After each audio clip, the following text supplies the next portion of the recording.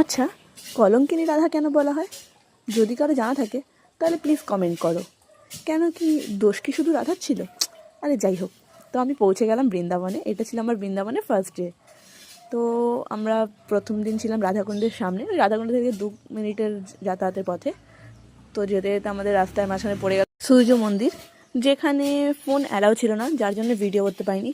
আর বৃন্দাবনের বেশিরভাগ জায়গাতেই ফোন অ্যালাউ করেনি, আর ফোন কি বের করব, যা ব্রজবাসীর উৎপাত।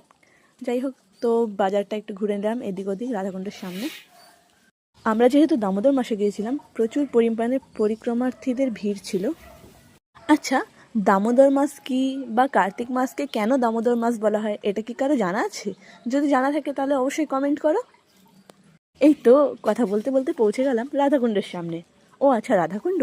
রাধাকুণ্ড হচ্ছে এখানে রাধা রানী স্নান করতো এবং বিশ্রাম করতো স্নানের পরে।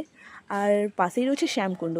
কথিত রয়েছে রাধাকুণ্ডে স্নান সেরে 7 বার দণ্ডি কেটে শ্যামকুণ্ডে গিয়ে স্নান করলেই তবে তার পূর্ণপ্রাপ্তি লাভ হয়, নয়তো রাধাকুণ্ডে স্নান করার ফল সে পায় না। এই তো কথা বলতে বলতে চলে আসলাম রাধাকুণ্ডের মন্দিরে। এটা ছিল ললিতাকুণ্ড। এখানে মহাদেবের জন্য ললিতা মা কুণ্ড তৈরি করেছিল। এই সন্ধ্যায় এক বাবাজি তার গোপালকে সাইকেলে করে ঝুলাতে বের করেছিল। এই আমরাও একটু ঝুলিয়ে নিলাম তাকে। বৃন্দাবনে অনেক কুণ্ডই রয়েছে, তার মধ্যে মেন মেন যেগুলো হচ্ছে রাধাকুণ্ড, শ্যামকুণ্ড, ললিতাকুণ্ড, প্রেমকুণ্ড, কোমলকুণ্ড। এগুলোর ব্যাপারে যদি আপনাদের জানার ইচ্ছে থাকে তাহলে আমাকে ইনবক্স করুন বা কমেন্ট করুন, আমি অবশ্যই বলবো আরেকটা ভিডিওতে। এই যে দেখতে পাচ্ছেন কি ভয়ঙ্কর ভয়ঙ্কর ব্রজবাসী, কখন যে লাফিয়ে এসে ঘাড়ের মধ্যে বসে যাবে কিছুই জানি না বাবা। এদের উৎপাতে ঠিক মতন ফটো তোলা যায় না, ভিডিও করা যায় না, চশমা পরা যায় না, কিন্তু তারও কিছু কারণ রয়েছে। আর হ্যাঁ, রাধাকুণ্ডের জল হচ্ছে যেমন নীল, তেমন শ্যামকুণ্ডের জল হচ্ছে ডিপ সবুজ। এবার এটার কারণ আমি জানি না, কিন্তু মিডিলে কোনো পার্থক্য কিছুই নেই, শুধু মিডিলে একটা ছোট্ট ব্রিজের মতনও রয়েছে।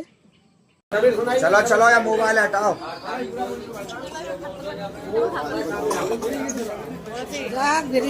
আর হ্যাঁ, রাধাকুণ্ডে নাকি কয়েন দিয়ে কিছু মানত করে ফেললে সেই মানত নাকি পূরণ হয়, তো আমিও তাই করে নিলাম। আর শ্যামকুণ্ডে গিয়ে বরণ করে নিলাম।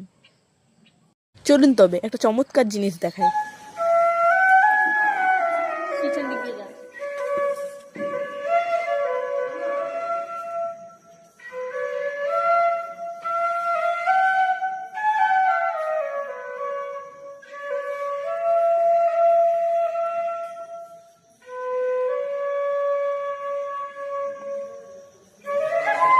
দামোদর মাসে পূর্বপুরুষকে জল দিলে বাতি দিলে তারা নাকি বাতি পায়। তো